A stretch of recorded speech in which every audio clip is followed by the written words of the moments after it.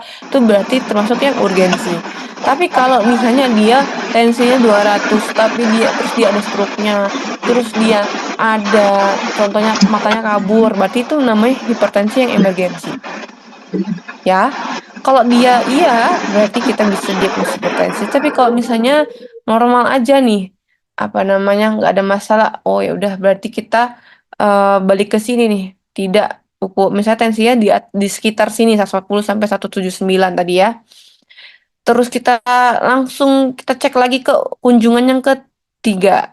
Kalau misalnya dia lebih dari 160, kita baru diagnosis. Kalau dia kurang dari 160, ABPM itu ambulatory blood pressure. Jadi di klinik dia ceknya. Kalau HBPM itu home blood, jadi dia ngeceknya di rumah. Intinya gitu. Terus kalau misalnya dia di bawah 160, Kak, ya udah kita sudah datang lagi. Kalau misalnya dia pas di tensi keempat kelima, dia lebih dari sama dengan 140 sesuai dengan definisinya, berarti kita bisa diagnosis langsung dia hipertensi. Tapi kalau di bawah kontrol.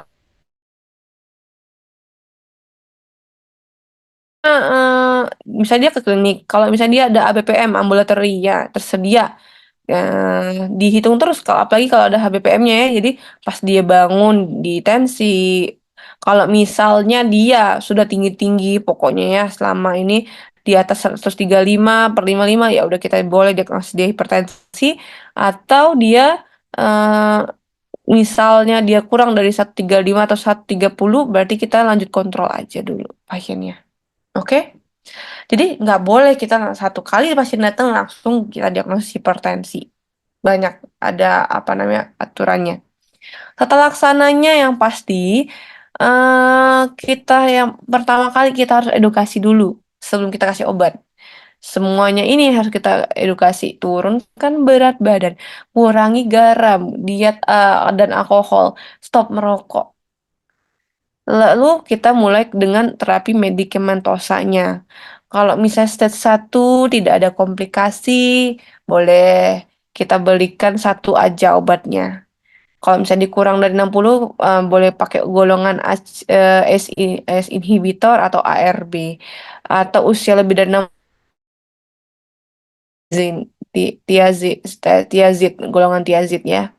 Atau memang jika perlu ditambahin, dikombinasikan boleh. Tapi kalau dia masuk hipertensi stage 2 lebih dari 100 sampai dengan 160 ya, semua pasien mulai dengan dua obat. Jadi kita berikan dua obatnya. Eh, Apa namanya, kombinasi antara CCB sama S inhibitor atau tiazid sama ARB. Pokoknya tidak boleh dua ini berbarengan ya. Jadi harus kombinasi antara ini dan ini sama ini dan ini. Jika perlu tambahkan lagi, tapi memang kalau perlu. Terus kalau kasus khusus misalnya pasien ada diabetes, penyakit koroner, penyakit stroke, gagal jantung, nanti ada ya di slide selanjutnya. Kalau misalnya contohnya misalnya kita mau menggunakan Spiro, terus kita menggunakan beta blocker, yang lol tadi memang harus kontrol dulu sama dokter penyakit dalamnya, kita rujuk dulu pasiennya. Jadi ini kalau misalnya dia gagal jantung, yang kita sarankan itu golongan S inhibitor atau ARB, pakai diuretik karena kan dia efusi ya, pasti ada efusinya. Entah itu di jantungnya ataupun di paru-parunya. Atau post myocard infarct kita pakai ACI dan apa namanya BB. Kalau diabetes pakai ACI lagi. CKD pakai yang paling aman pakai S inhibitor lagi. Kalau hamil ya cuma dua orang ini doang yang boleh ya. Kalau misalnya hipertensi dalam kehamilan maupun dia tensinya tinggi tapi dalam hamil, berarti kita pakai dua orang ini yang boleh. Yang lainnya nggak boleh. Oke? DD-nya aritmia, yang lainnya penyakit jantung hipertensi. Workingnya atrium fibrilasi dengan RVR yang pasti ya, dan hipertensi stage 2. Komplikasinya ingat tadi, pasti yang nomor satu tuh sudden death. Gagal jantung, akhirnya dia CHF, penyakit gagal ginjal kronis, dan penyakit arteri perifer. Untuk prognosisnya, sumfitam fungsionalnya Bondubia, kita pakai Bond. Untuk kekambuhannya, ingat tadi ya, AF itu sering banget kambuh, jadi Dubiat malam kita pakainya. Tata laksananya 3B, jadi rujuk aja. Udah, kita diagnosis, kita rujuk pasiennya. Cukup kita diagnosis sebenarnya dan tata laksana awal emergensi aja, misalnya dia ada hipertensi, tadi kita berikan yang tadi kalau dia stabil atau tidak stabil, nah itu ranah kita tuh. Yang bagan ACL tadi itu ranah kita banget gitu guys. Sisanya untuk pengobatan mau pilih pakai antitrombotik itu rujuk aja. Udah itu bukan kita lagi ranahnya. Sampai di sini ada yang mau ditanya nggak?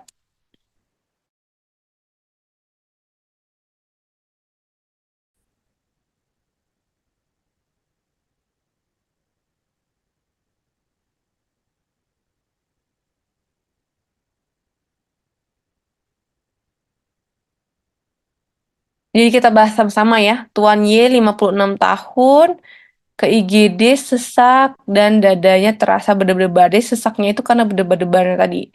Karena balik lagi cardiac outputnya menurun, jadi dia berdebar-debar karena aritmianya tadi. Terus memberat sejak 2 jam yang lalu, keluhan sesak dirasakan 2 hari ya terakhir. Demam tidak ada, BAK tidak ada tadi ya. Demam kan bisa menyebabkan debar-debar disangkal. Jadi intinya untuk menyangka kalau pasien ini ada infeksinya, demam dan BAK nih. Kalau untuk menurunkan berat badan, tidak ada nafsu makan, keringat berlebih itu untuk mengarah ke menyingkirkan diagnosis ke tiroidnya, hipertiroidnya. Tuanya yang punya riwayat darah tinggi itu faktor resikonya. Penyakit paru, kencing manis, konsumsi alkohol, obat-obat, merokok disangkal semua sama dia. Berarti untuk menyingkirkan kemungkinan faktor risiko lainnya. Di keluarga juga nggak ada disangka. Oke, dari melihat fisik kita udah bisa ngeliat kalau pasien kita stabil dulu. Kalau dia nggak stabil baru kita kejut jantung tadi. Oke, tapi ingat kalau dia sadar, pasiennya misalnya dia cuma ada rongki doang atau gagal jantung doang nih, atau dia ada nyeri dada doang. Nah, berarti kan pasiennya masih sadar tuh ya. Berarti kita harus tidurin dulu baru kita kejut jantungnya. Ya, jangan langsung dikejut jantungnya doang sakit banget guys. Sampai di sini ada yang mau ditanya nggak? Kalau dari perusahaan fisik udah jelas banget ya, nggak ada CAF-nya pasien kita ini. Benar-benar pure sorry, takikardi. Takikardi yang P-nya nggak jelas. Yang mana P-nya itu T apa atau P itu nggak jelas ya. RRKR-nya irregular, jadi makanya kita bilang itu atrial fibrilasi. Yang lainnya nggak ada kelainan. ST nggak ada, pembesaran juga nggak ada, ya. Nggak gimana kita mau ngeliat ada hipertrofinya kalau P-nya aja nggak bisa kita nilai. Yuk. Oke, sampai di sini ada yang cukup jelas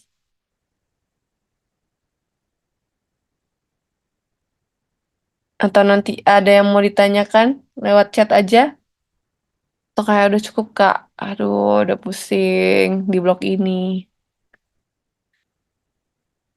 Bagaimana teman-teman?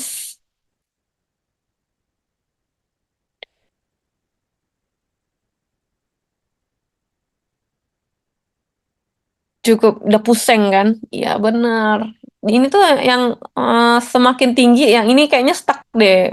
Eh, Kalau menurut aku awalnya gagal jantung, terus apa namanya? Yang kedua itu STEMI ya udah ini paling terakhir guys. Apa namanya? Aritmia-aritmia itu paling terakhir. Tapi sebenarnya enak kok kalau misalnya tahu celahnya. Nanti ya kita osok aja. Apa namanya kita bahas satu apa namanya? Gimana cara biar enaknya.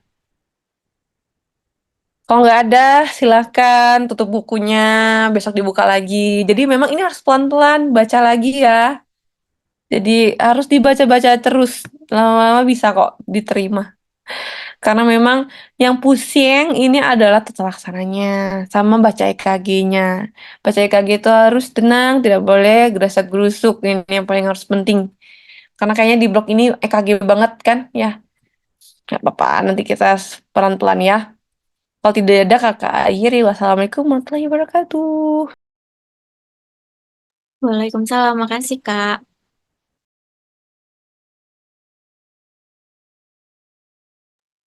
Oke, selamat bobo. Ingat ya, nempel aja di buku, siapa tahu nempel kan. Bobonya nempel di buku. Bye guys.